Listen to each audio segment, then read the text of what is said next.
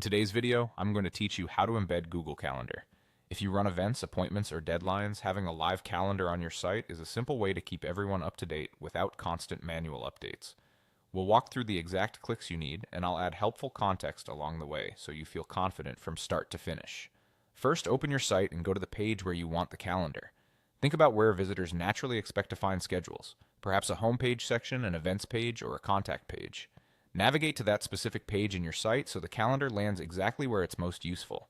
Positioning it thoughtfully now helps avoid moving things around later and gives your audience a clear place to check dates at a glance. Next, look to the right-hand side of the site editor for the Insert panel. This panel is where you add content blocks and features to a page. Within that panel, click Calendar. It's designed specifically for pulling in your Google Calendar, so you don't need any code or workarounds.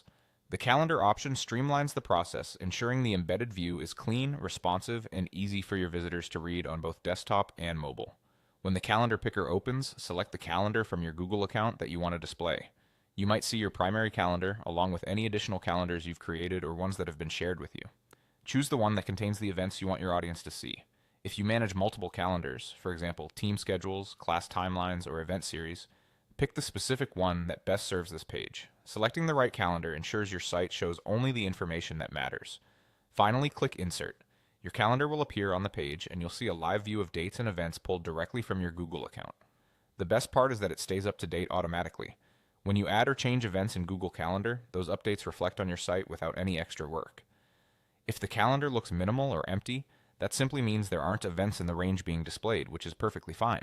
That's all there is to it. Open your site and page, use the Insert panel to choose Calendar, select the right calendar, and click Insert. You've now embedded a dynamic calendar that keeps your visitors informed with no ongoing maintenance.